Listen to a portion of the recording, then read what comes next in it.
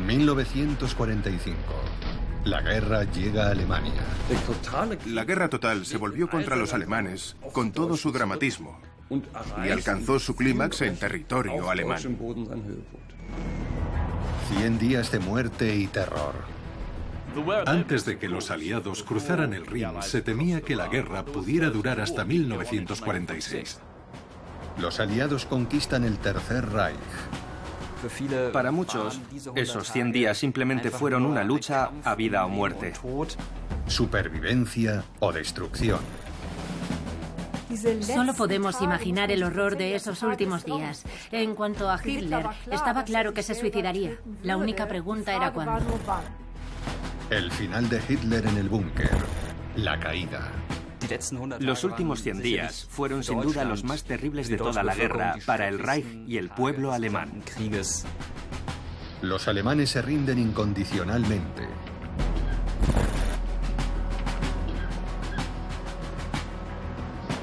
Cuenta atrás para la rendición. Los últimos 100 días. 28 de enero de 1945. Faltan 100 días para que la guerra termine. Un paisaje de Polonia al oeste del río Vístula. Esta región sigue ocupada por los alemanes desde que la Wehrmacht conquistara Polonia en septiembre de 1939. 28 de enero de 1945. A pesar de una fuerte tormenta de nieve, 3.800 tanques soviéticos y 1,5 millones de soldados del Ejército Rojo atraviesan las líneas defensivas de la Wehrmacht.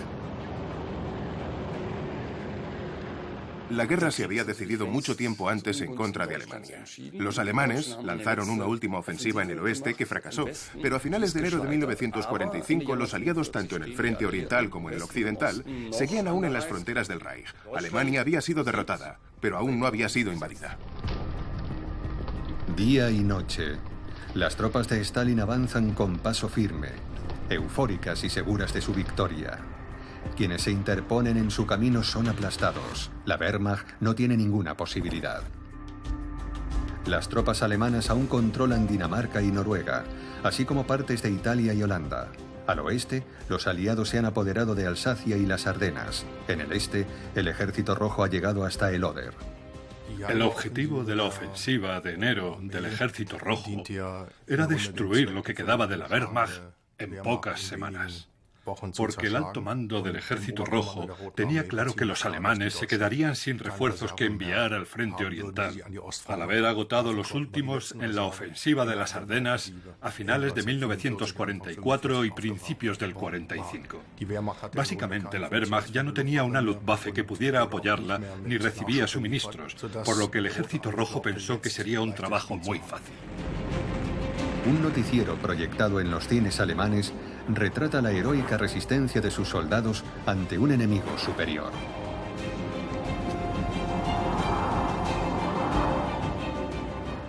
Básicamente, a la Wehrmacht solo le quedaba una unidad capaz de resistir el ataque. En comparación con el Ejército Rojo, seguía siendo relativamente buena en eso, pero no podía considerársele ya un enemigo serio.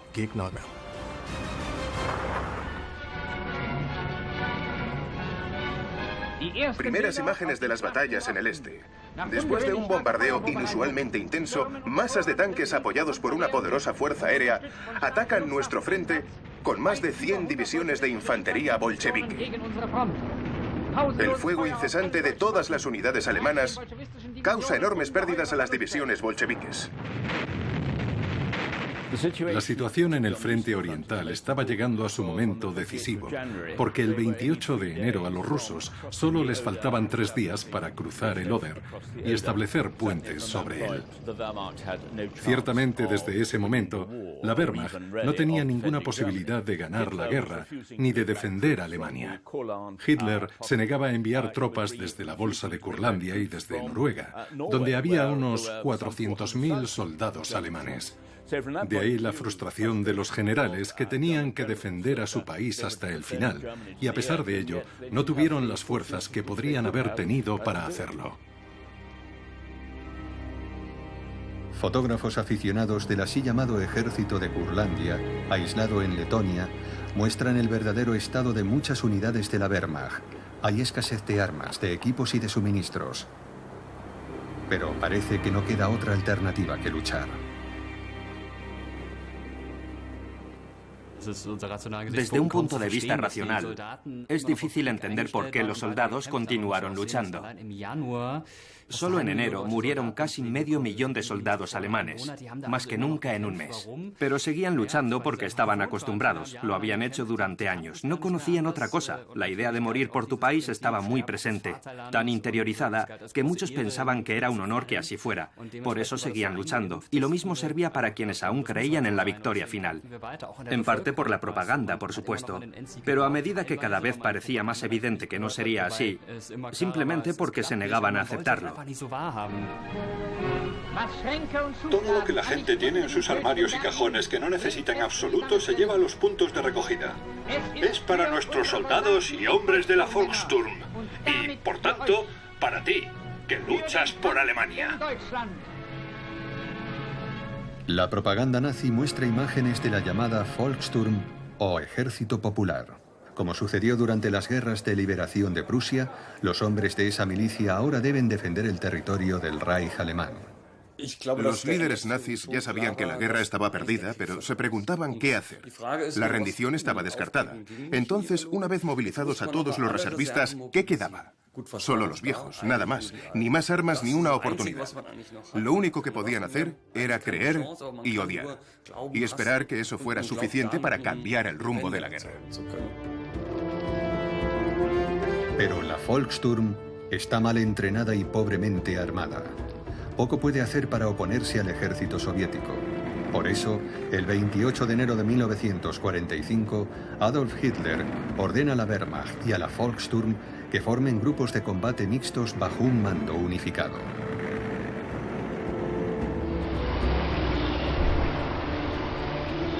El pánico aún no se ha apoderado de las ciudades situadas a lo largo del Oder, según un informe de propaganda militar sobre el estado de ánimo de la población. El rápido avance soviético parece abrumador. Hay que señalar que la población aún no es consciente de la fuerza del ejército invasor. En Breslau, el líder de zona Karl Hanke aparece con Ferdinand Schörner, un fanático nacionalsocialista. El general Schörner, el comandante favorito de Hitler, básicamente hablaba a través de la fuerza que impone el terror. Y ya había empezado esa serie de ejecuciones espantosas de desertores y de cualquiera que se retirara sin recibir la orden. Sin embargo, muchos soldados y hombres de la Volkssturm deciden salvar sus propias vidas en lugar de morir por Hitler, prefiriendo el cautiverio soviético.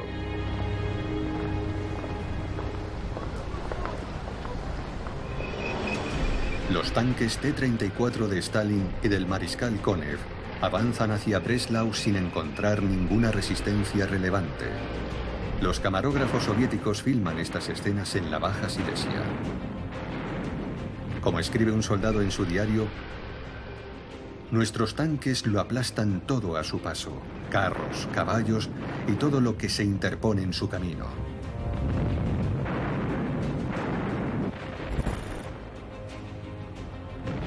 Es comprensible que los informes de los refugiados sean deprimentes, pero algunos de ellos, a pesar de sus experiencias, expresan su confianza en que el Führer pronto los enviará de regreso a sus hogares. Por un lado, sabemos que la población civil iba de un lado para otro. A menudo se producía una huida inicial. A veces incluso la gente regresaba pensando que podrían quedarse, perdiendo definitivamente la ocasión de poder huir. Cuando finalmente llegaba el Ejército Rojo, los testimonios recogen que las primeras tropas eran relativamente pacíficas. Pero la segunda oleada saqueaba y cometía actos de violencia brutal, como las violaciones masivas contra las mujeres alemanas. Como escribe un oficial del Ejército Rojo, con razón, los alemanes huyen de nosotros como de la peste. Nuestra gente invade sus hogares como una manada de hunos. Probablemente esos excesos se debieron a la ira que sentían los soldados campesinos ante la autosuficiencia de los alemanes y la riqueza en la que vivían. En sus cartas a casa, simples soldados del Ejército Rojo escribieron: Sale agua de la pared. Tienen porcelana y cortinas en las ventanas. En el nombre de Dios, ¿qué querían de nosotros? Y después llegó esa rabia y esa terrible amargura contra una Alemania nazi que los había invadido. Había saqueado sus últimas provisiones, destruido sus infraestructuras y arrasado el país en una brutal guerra de aniquilación. El 28 de enero de 1945, 100 días antes de que la guerra termine, una joven alemana le escribe a su marido que sirve en la Luftwaffe. Lo peor es simplemente sentarse y esperar, aguardando lo que traerá el futuro. Si fuera hombre, pelearía hasta el final. Fred, no digas que los rusos podrían invadirnos.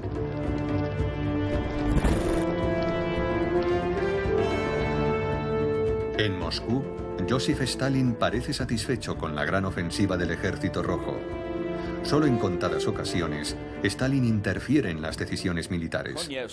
Las fuerzas de Konev sabían que la orden era avanzar lo más lejos posible para provocar una confusión absoluta y así obligar a las fuerzas alemanas a retirarse presas del pánico. Stalin, cuando dio instrucciones al mariscal Konev, señaló Silesia, dibujó un círculo a su alrededor con el dedo y dijo oro. La orden se refería a no destruir la industria. Cerca de Cracovia, las industrias químicas de IG Farben caen también en manos del Ejército Rojo. En su avance, una patrulla de reconocimiento descubre un campamento con cientos de barracones cercados con alambre de púas.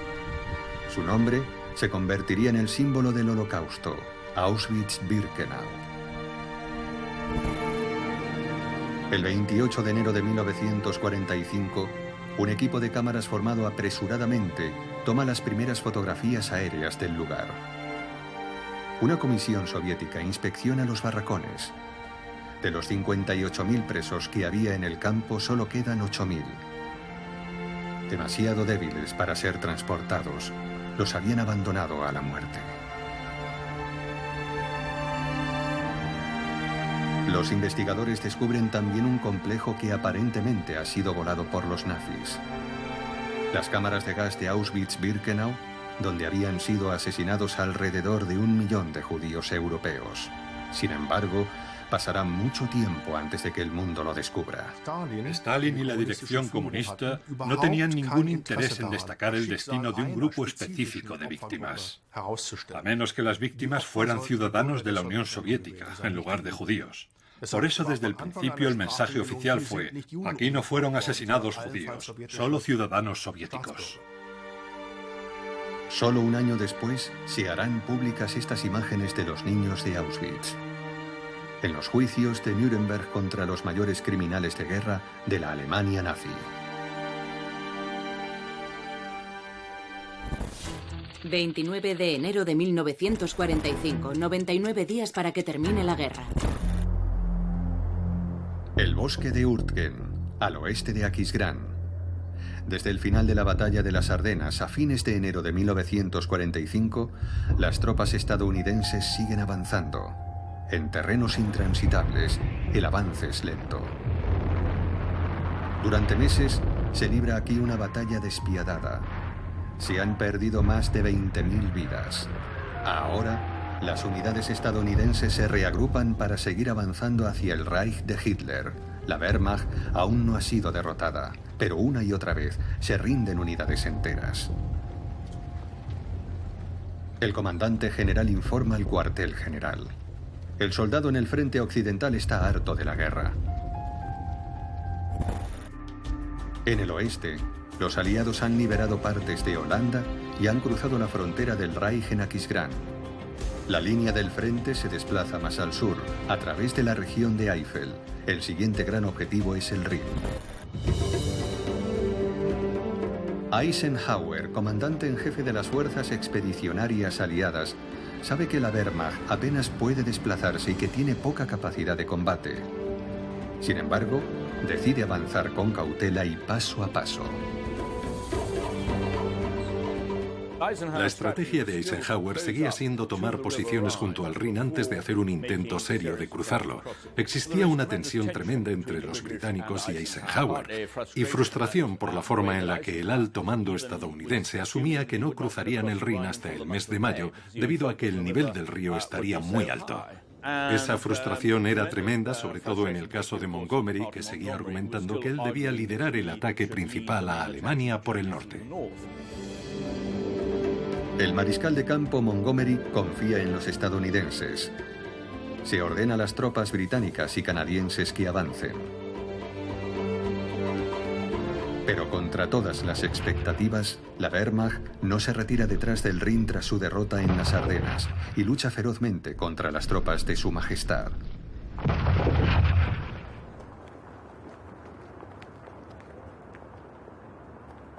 Los nazis lanzan panfletos en los que instan a la población de Renania a resistir fanáticamente. Contra las intenciones de nuestros enemigos solo queda una cosa: luchar a muerte con todos los medios, con todas las armas, con vuestras últimas fuerzas. En Londres, los políticos británicos se ven condenados a la inacción. El primer ministro Winston Churchill no tiene ninguna influencia en las decisiones militares de Eisenhower y sin embargo lo intenta una y otra vez. En esta alianza en tiempos de guerra, los estadounidenses fueron el socio dominante y por lo general siempre se salían con la suya. Y creo que gran parte de las fricciones entre Montgomery y Eisenhower se debieron al hecho de que se trataba de dos machos alfa que sin embargo tenían ejércitos y un poder muy diferentes detrás de cada uno. El papel de Churchill, una vez aceptó que Eisenhower y los estadounidenses eran el grupo dominante, fue intentar manipularlos para que adoptaran sus propias ideas. Pero no siempre tuvo éxito. El gabinete de guerra se reúne en las dependencias a prueba de bombas situadas bajo el Ministerio de Relaciones Exteriores, porque la capital británica aún sigue amenazada por las llamadas armas maravillosas que en Londres se cobran numerosas vidas. Especialmente temidas son la V1 y la V2.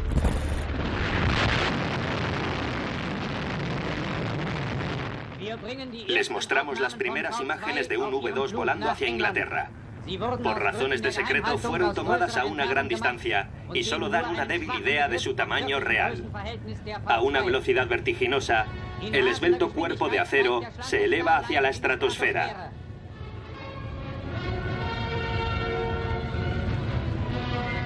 Las llamadas armas maravillosas pretenden cambiar el curso de la guerra. Alcanzan a sus víctimas por sorpresa, a una velocidad supersónica. La propaganda nazi muestra imágenes de hombres mayores entrenando con bazucas. Sin embargo, los alemanes intuyen lo que se cierne sobre ellos. Se rumorea que se han iniciado negociaciones para un alto el fuego entre Alemania y los angloamericanos con el objetivo de detener la ofensiva del este. El Führer ha recibido un ultimátum para rendirse antes del 31 de enero de 1945. De no ser así, Alemania sería aplastada.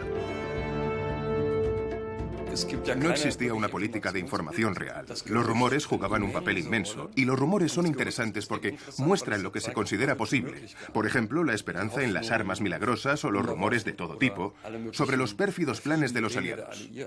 Es un hecho que la mayoría de la gente no sabía lo que estaba pasando realmente en el frente, y además tampoco podían saberlo. La realidad se construye a partir de la información y de la propia identidad. Eso era muy importante porque, después de todo, había quienes consideraban que la guerra estaba perdida desde el principio, al no estar ellos comprometidos con el Estado de la misma manera que otros.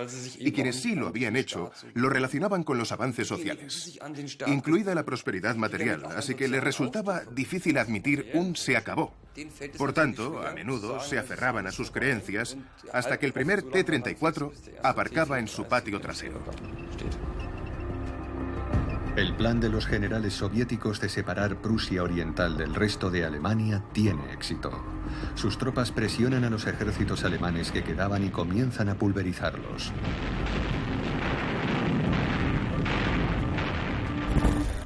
Mientras tanto, el Ejército Rojo ha conquistado gran parte de Prusia Oriental y marcha hacia Königsberg.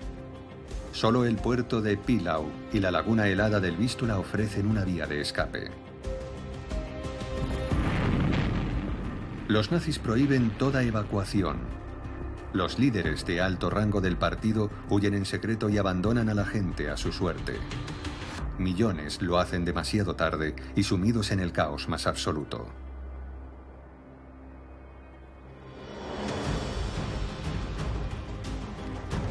El jefe de zona, Erich Koch, miembro del partido nazi desde 1922, es un ferviente seguidor de Hitler.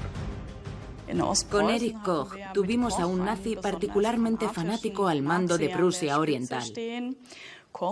Decidió retrasar la orden de evacuación tanto como pudo, diciendo, si la población civil fuera evacuada, podría causar la desmoralización de la Wehrmacht. Más bien al contrario, eso significaba que la población civil en realidad había sido abandonada a su suerte ante el Ejército Rojo. Ignorando todas las prohibiciones, la gente huye al oeste. El 29 de enero de 1945, 99 días antes de que termine la guerra, los funcionarios nazis calculan que unos 4 millones de alemanes han huido. 2 semanas después, ese número aumenta hasta los 7 millones.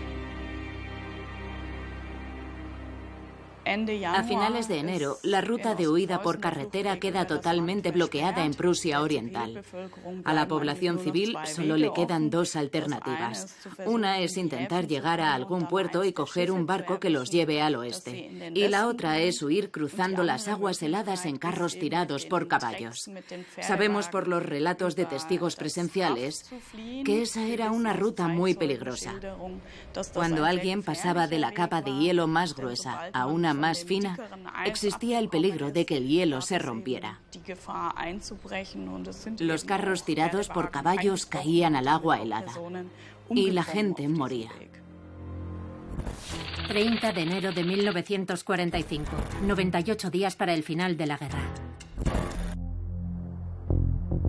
El destino de la mayoría de los refugiados es la costa del mar Báltico, cerca de Dansk. Aquí en enero de 1945 la guerra aún está lejos y en los puertos la gente espera encontrar pasaje en un barco que los lleve a una zona más segura del Reich. En ese momento, la propaganda nazi pone en circulación imágenes de los transportes en el mar Báltico. Todo parece estar en orden. En los propios puertos, las condiciones eran, por supuesto, caóticas. No estaban preparados para recibir a una cantidad tan grande de personas en un espacio de tiempo tan corto. Y, lógicamente, quienes llegaban estaban desesperados. Cuando atracaba un barco, todos peleaban por un sitio. Si no era para ellos mismos, era para sus hijos. Y seguro que se vivieron escenas terribles. Todos los barcos disponibles reciben la orden de permanecer en puerto. Este día, el Wilhelm Gustloff también está amarrado en Dynia, cerca de Danzig. El Wilhelm Gustloff, un antiguo crucero nazi perteneciente a la organización Fuerza a través de la Alegría, se transformó en un barco hospital, pero luego fue requisado durante la guerra para el transporte de tropas.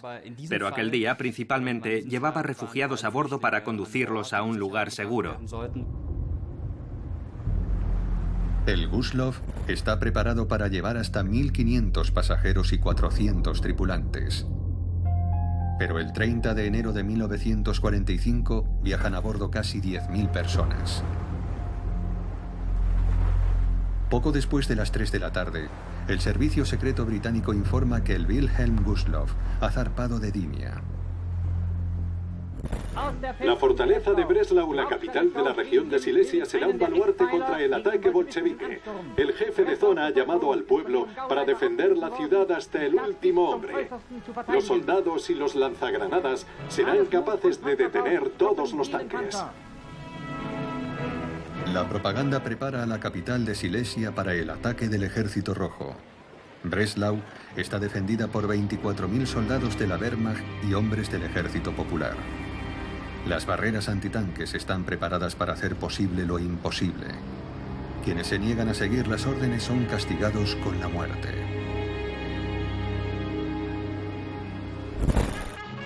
Este 30 de enero de 1945, 98 días antes del final de la guerra, se estrena en los cines la película más cara de la era nazi. Kohlberg debe fortalecer el espíritu de resistencia de los alemanes.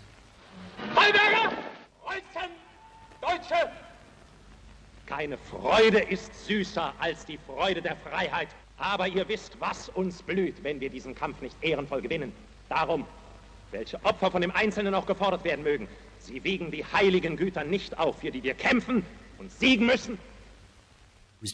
Fue concebida para fortalecer el espíritu de resistencia nacional, de resistencia popular contra un ejército invasor. Y el precedente histórico de Kohlberg, la fortaleza situada en la costa de Pomerania, que resistió contra los franceses en 1806 y 1807, era por supuesto el ejemplo perfecto. Y aparecían algunos de los grandes nombres del cine alemán. Estaba protagonizada por Heinrich Jorge y Christina Soderbergh. Herr Nesselbeck, wie lange glauben Sie, halten wir das noch aus? Wenn sein muss, noch eine ganze Weile, Herr Kommandant. Die Häuser können uns verbrennen, unsere Erde nicht. Und wenn wir nicht als Menschen leben können, dann leben wir immer als Maulwürfe. Era una superproducción ideada para atraer a las masas a los cines, para inculcarles un espíritu de emergencia nacional, ya que había llegado el momento de que los civiles hicieran su parte por la patria. La ironía, por supuesto, es que no funcionó.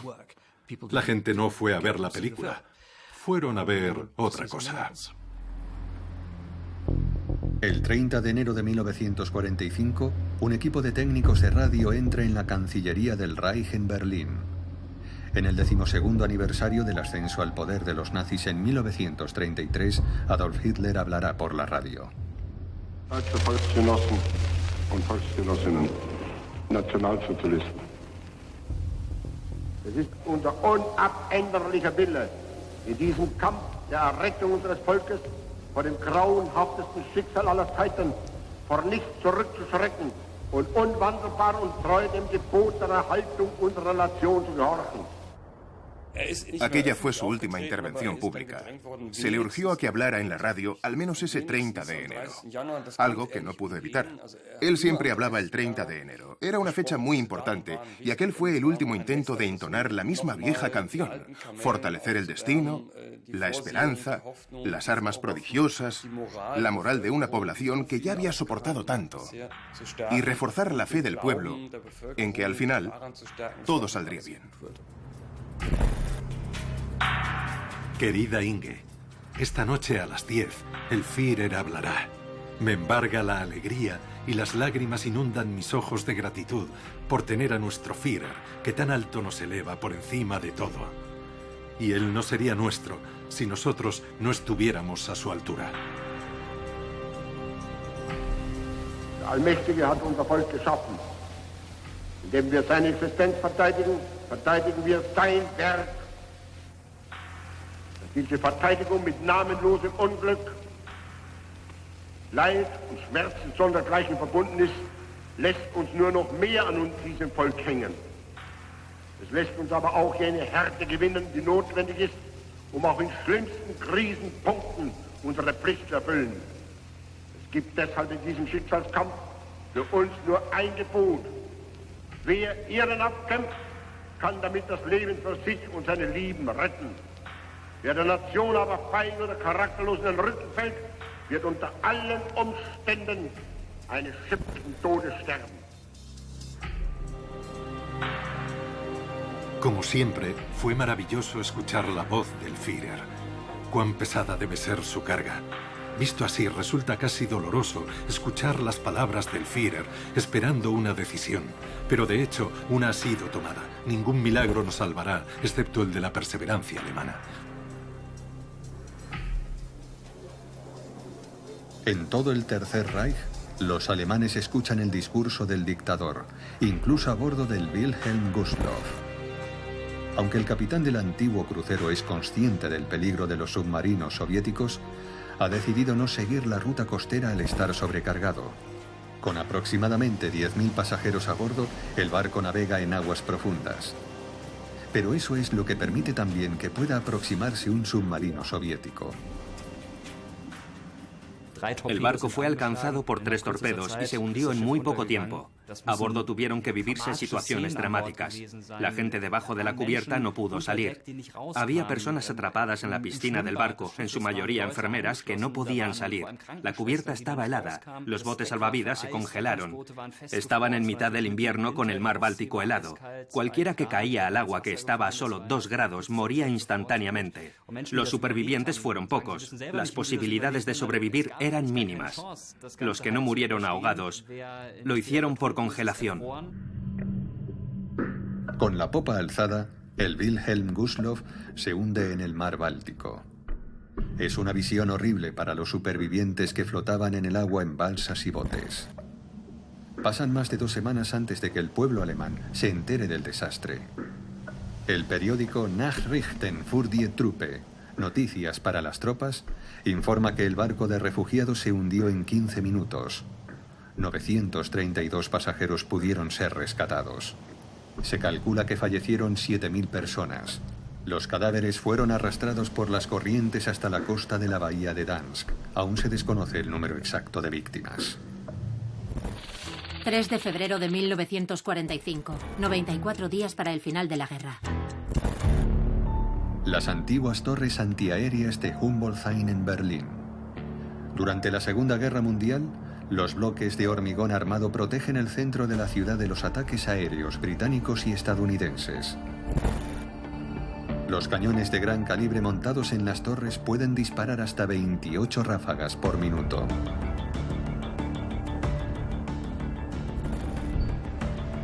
En la madrugada del 3 de febrero de 1945, los bombarderos B-17 estadounidenses se preparan para el despegue en el sureste de Inglaterra. Más de 1 millar de estos aviones volarán hasta la capital de Hitler como parte de la Operación Trueno. La Operación Trueno, que en realidad se había preparado el año anterior, se reanudó a principios de 1945. La idea era atacar lugares estratégicos y sobre todo los principales nudos ferroviarios, y eso se debió en parte a la presión del bando soviético, porque ellos temían que tras el final de la ofensiva de las Ardenas, Hitler enviara a la mayoría de sus fuerzas de vuelta al frente oriental.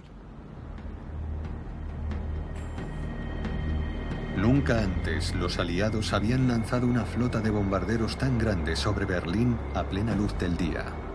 Esta vez el objetivo es descabezar los restos del poder nazi. La pregunta era, ¿cómo conseguimos que los alemanes se rindan? La guerra estaba ganada, pero había llegado el momento de ponerle fin. Y fue entonces cuando llegó la idea de los ataques aéreos. Es decir, enviar a todos los bombarderos aliados para que atacaran a la vez y de día al centro de Berlín, a su distrito gubernamental.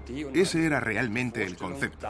Y la idea era decapitar a la dirección del Reich y, con suerte, destruir su centro neurálgico, los ministerios y la administración general, para como resultado complicarles enormemente su tenaz resistencia. Son exactamente las 11:02 cuando el primer avión lanza su carga letal. Apenas hubo resistencia. Los estadounidenses prácticamente pudieron volar en formación de desfile. Las condiciones meteorológicas eran relativamente buenas, por lo que pudieron apuntar con precisión. Los cañones de las torres antiaéreas poco pueden hacer. En 51 minutos, más de 2.000 toneladas de bombas caen sobre Berlín. Distritos enteros quedan reducidos a escombros. El 3 de febrero de 1945, un camarógrafo de la UFA está filmando en el centro de la ciudad de Berlín. Aproximadamente 2.500 personas han muerto en el ataque aéreo, entre ellos un nazi particularmente fanático. Mientras intenta cruzar el patio del Tribunal del Pueblo, Roland Freisler es alcanzado por un trozo de metralla. A lo largo de su carrera, el sanguinario juez dictó o confirmó más de 2.600 condenas a muerte. Los hermanos Hans y Sophie Scholl también se cuentan entre las víctimas. Roland Freisler, sin duda, era un símbolo del poder judicial nazi. El juez homicida por excelencia, el presidente del Tribunal Popular. Era bien conocido por el juicio contra Stauffenberg y el resto de conspiradores del 20 de julio. Y sus ataques de ira eran célebres. Ihnen wären wir fertig, Firma. Sie sind ja ein schäbiger Lump. Freisler defendía un poder judicial que estuviera enteramente al servicio del sistema, que cayera sobre todos los traidores al pueblo y que no escatimara sentencias de muerte. Un día antes del ataque aéreo, Freisler dictó 4 sentencias, incluida la de Rüdiger Schleicher. Su hermano, Rolf Schleicher, médico de profesión, va precisamente camino al juzgado y solo puede confirmar la muerte del verdugo con túnica de juez. Un telegrama dirigido al jefe de la Cancillería del Reich, Martin Bormann, dice: Por la presente le informo que el presidente del Tribunal Popular, el doctor Freisler, murió hoy en el ataque terrorista en Berlín. El verdadero objetivo, eliminar la sede del gobierno en la capital, fracasa. En cambio, ese mismo día, la estación de tren de Anhalter de Berlín queda casi completamente destruida. Según un informe de propaganda de la Wehrmacht, el estado de ánimo de los berlineses es de abatimiento y pesimismo. Quieren mantener la fe y la esperanza de un buen final para la guerra, pero ya no logran encontrar muchos motivos para la esperanza. Yalta, 3 de febrero de 1945, 94 días antes del final de la guerra, Winston Churchill aterriza en Crimea. El primer ministro británico es recibido por el presidente estadounidense Franklin Roosevelt. Ambos esperan negociar el futuro con Stalin. Por supuesto, la alianza en tiempos de guerra se mantuvo unida por una cosa: Adolf Hitler. Tenían un enemigo común y eso es lo que mantuvo unida su alianza. Así que el primer objetivo era ganar la guerra en Europa y luego ganar la guerra en Asia. Pero también estaba claro que los intereses soviéticos y los intereses occidentales no eran necesariamente los mismos. Y estaba igualmente claro que los intereses británicos y los estadounidenses tampoco lo eran necesariamente. Churchill espera que la victoria sobre Hitler también sea una victoria para la libertad. Sin embargo, también sabe que si Stalin impone sus reivindicaciones sobre Europa Central y los Balcanes, conseguir libertad en la parte oriental del continente costará generaciones. Simbólicamente, el hecho más relevante fue que la Unión Soviética pudo presentarse allí como la potencia más importante de las tres, porque Stalin era el anfitrión y parecía que era él quien imponía las condiciones. Y esa conferencia básicamente sirvió para destacar la importancia y relevancia del papel de la Unión Soviética, probablemente el actor más importante en el campo de batalla. Los llamados Tres Grandes acuerdan un nuevo orden para la Alemania de la posguerra, con zonas ocupadas y reparaciones. El presidente Roosevelt anuncia la retirada de todas las tropas estadounidenses de Europa tras la victoria. Durante toda la guerra, a Stalin siempre le preocupó que las potencias occidentales lo excluyeran. Él no confiaba para nada en Churchill. Probablemente lo hiciera más en Roosevelt y además estaba la sensación, que flotaba siempre en el ambiente, de que los aliados finalmente llegarían a un acuerdo con los alemanes. De hecho, hicieron todo lo posible por superar esa desconfianza, afirmando siempre, como una deferencia para el anfitrión, que cualquier cosa que se pareciera a una rendición parcial quedaba descartada. Cuando los adversarios de Hitler se reúnen para la foto de grupo final tras días de negociaciones, Stalin se ha impuesto sobre Churchill. Roosevelt está satisfecho. La Unión Soviética entrará en la guerra contra Japón y participará en la fundación de las Naciones Unidas. 13 de febrero de 1945, 84 días para el final de la guerra. Desde las llanuras aluviales del Oder hay solo 75 kilómetros hasta Berlín. Si la Wehrmacht no resiste aquí, el Ejército Rojo pronto atacará la capital. El 13 de febrero de 1945, las unidades soviéticas toman posiciones en el Oder. Rodean Kustrin, Glogau, Breslau y Poznan. Al mismo tiempo, el Ejército Rojo avanza sobre Danzig. Hitler ha ordenado una contraofensiva. por lo que los noticiarios muestran reiteradamente imágenes de unidades tomando posiciones. El grupo de ejércitos del Vístula se reagrupa para impedir un ataque soviético contra Berlín, pero su comandante en jefe apenas tiene experiencia militar. Hitler había empezado a obsesionarse con la idea de que ya no podía confiar en los generales de su ejército, y cuando tuvo que nombrar a un comandante en jefe para el grupo de ejércitos del Vístula, se sintió tentado, o bien le persuadieron, de que nombrara a Himmler, lo cual fue un nombramiento desastroso. Himmler no había sido un buen comandante en el Alto Rin cuando dirigió allí a un pequeño grupo de ejércitos. El jefe de las SS está completamente desbordado. En las reuniones con los oficiales de su Estado Mayor, da la impresión de ser un ciego intentando describir los colores. El 13 de febrero de 1945, en la Cancillería del Reich se alcanza un momento crítico. El coronel general Heinz Guderian exige que se destine a un general experimentado al lado de Himmler. Hitler tenía una personalidad colérica que le impedía aceptar cualquier opinión contraria. Y, naturalmente, él intentó convencer a sus generales de una realidad que ellos no fueron capaces de rebatir con argumentos objetivos, de forma que, sencillamente, lo aceptaron. Pero Hitler era contumaz y se aferraba obstinadamente a ciertas cuestiones, lo cual, a la larga, significaba que la guerra estaba definitivamente perdida, que era justo lo que él no quiso escuchar. El jefe del Estado Mayor del Ejército en aquel momento, Guderian, también era un hombre colérico. Y esos dos caballeros chocaron de frente. Guderian era un hombre que no permitía que Hitler le dijera lo que tenía que hacer. No se soportaban. Después de 2 horas discutiendo, el dictador está fuera de sí, los puños apretados y enrojecido de ira. Pero Guderian se mantiene firme y finalmente se impone. Como casi todos los días, Hitler examina una maqueta de los planes de remodelación de Linz, que han construido especialmente para él en la Cancillería del Reich. Fue allí donde él creció y donde planeaba retirarse con Eva Braun después de la victoria final. Pero en lo más profundo, él sabe que nada de eso sucederá. Hitler sabía que iba a morir por su propia mano. Eva Braun lo había dejado claro años antes. Y se lo había dicho a su madre. Cuando él ya no sea el Führer, yo dejaré de existir. Básicamente ya habían planeado sus muertes. La única cuestión era cuándo. Eva Braun lleva 13 años al lado de Hitler. Para ocultárselo al pueblo alemán, ella evita la publicidad a toda costa.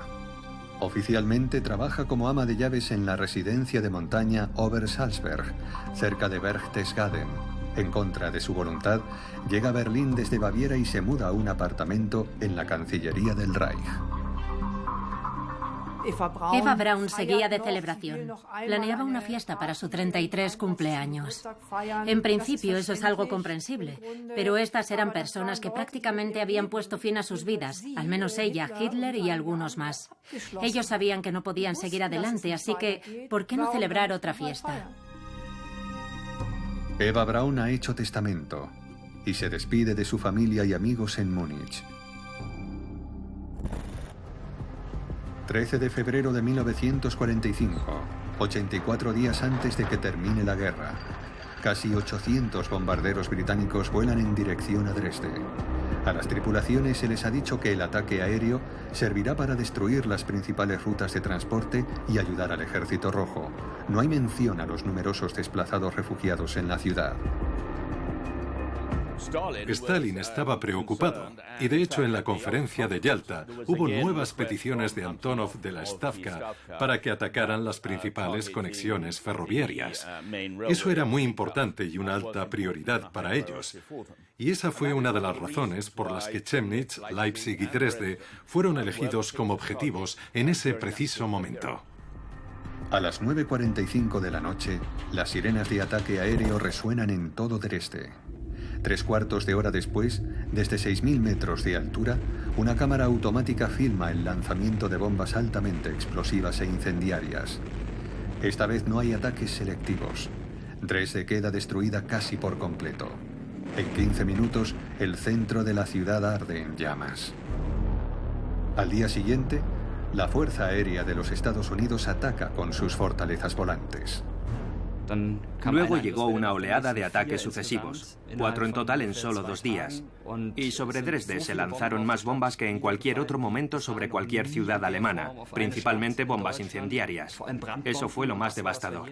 En muy poco tiempo, 3/4 partes del casco antiguo de Dresde quedaron completamente destruidas. Lo más brutal fue el incendio que se extendió rápidamente.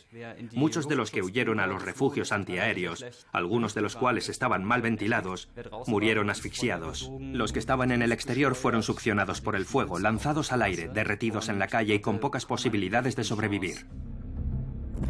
4 semanas después, un informe interno da la cifra de 18.375 cadáveres recuperados y el número total de víctimas es de 25.000. La propaganda nazi anuncia un número mucho mayor a la prensa de países neutrales. Un periódico sueco informa de hasta 200.000 víctimas en Dresde. Esta fue la reacción oficial de Gran Bretaña. Dresde era en realidad un montón de fábricas de municiones y un importante nudo ferroviario, pero ya no lo es. Las críticas se hicieron más fuertes tras el final de la guerra, no durante la guerra. Y realmente, solo cuando todo había terminado quedó claro que en Dresde había un número importante de refugiados civiles y que los daños no solo habían afectado a instalaciones militares, sino también a la población civil. En el verano de 1945, un cineasta aficionado filma las ruinas de Dresde. Imágenes como estas corroboran el mito de una ciudad devastada que fue destruida sin sentido.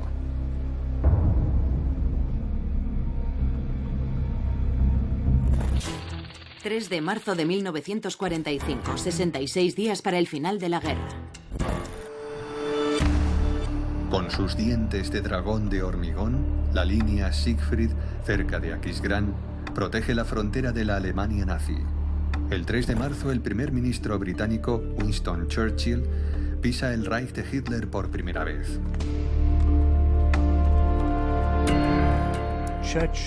Churchill era, por supuesto, un hombre profundamente serio en muchos sentidos, pero en él también había mucho de niño grande. Y él quería demostrar su odio a Hitler y el desprecio por todo lo que él representaba. Y lo hizo, bueno, orinando en la frontera occidental, en las defensas de la línea Siegfried. Como el mariscal de campo británico Alan Brooke escribió en su diario, una gran sensación de alivio y satisfacción inundó el rostro de Churchill al contemplar lo que acababa de lograr. Las tropas aliadas avanzan hacia el Rin. Los alemanes han minado sus líneas defensivas en Düren y Jülich, obstaculizando así el avance estadounidense. La Fuerza Aérea de los Estados Unidos abre el camino con bombardeos masivos. De la ciudad de Jülich solo quedan ruinas.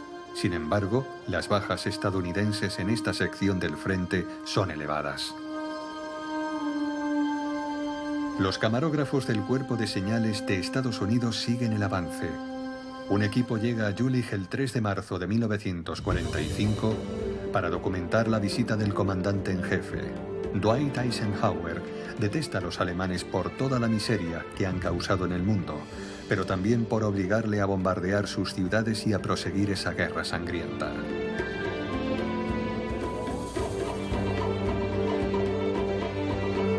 Eisenhower está decidido a liberar el país, incluso contra la voluntad de sus habitantes. Los aliados occidentales sin duda querían hacer su parte en cuanto a derrotar a Alemania y querían llegar a su corazón lo antes posible. Creo que fue una gran inyección de moral, un gran impulso, por supuesto, para los aliados occidentales. De hecho, fue la primera gran ofensiva de Occidente en un momento en el que los soviéticos no podían avanzar hacia Berlín, ya que estaban atrapados al este del Oder. En el norte, la ofensiva del Ejército Rojo avanza lentamente. La línea del frente se extiende a lo largo de los ríos Oder y Neisse. En Poznan, los defensores se ven obligados a rendirse. La dificultad de conquistar aquellas ciudades declaradas fortalezas por los nazis se evidencia en este metraje de Poznan. Durante semanas, la ciudad ha sido golpeada por el fuego ininterrumpido de la artillería. Los soldados soviéticos avanzan calle por calle y expulsan a los alemanes de sus posiciones en un sangriento combate puerta a puerta.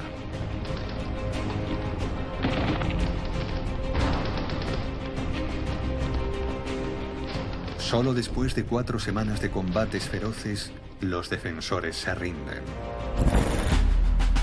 En la otra orilla del Oder espera el último contingente de la Wehrmacht. Su ofensiva contra el Ejército Rojo ha fracasado. El 3 de marzo de 1945, 66 días antes de la rendición alemana, Adolf Hitler visita a sus tropas. En realidad, es una oportunidad excelente para poner fin a la guerra con un intento de asesinato del comandante en jefe. Los generales alemanes, hay que recordarlo, estaban en deuda con Hitler, en parte por sus ascensos, sus medallas, y sobre todo porque había sobornado a muchos de ellos con grandes cantidades de dinero en efectivo e incluso con propiedades. Y por lo tanto realmente no estaban en posición de oponerse a Hitler, y francamente hubo una falta absoluta de valor moral e incluso físico por su parte, cuando lo importante era defender a sus propias tropas y a sus propias formaciones. No pasa nada cuando el dictador sale del cuartel próximo a Neu-Hardenberg a las 5 de la tarde. Hitler regresa con su séquito a la Cancillería del Reich en Berlín. Nunca volverá a salir de allí. El 3 de marzo de 1945, un equipo de cámaras de Estados Unidos filma en Neuss. Cuando huyen los jefes del partido nazi, la ciudad se rinde sin luchar. Como una joven escribe en su diario: aquí probablemente ya hemos sobrevivido a lo peor, pero hemos pasado cosas terribles en los últimos meses. Todo se ha vuelto insoportable. Pobre gente, la que aún debe seguir sufriendo. ¿Cuándo acabará todo? El objetivo de los aliados de tomar los puentes sobre el Rin cerca de Düsseldorf intactos fracasa. El mismo día, los alemanes volaron los puentes. Aún faltan 66 días para que la guerra termine.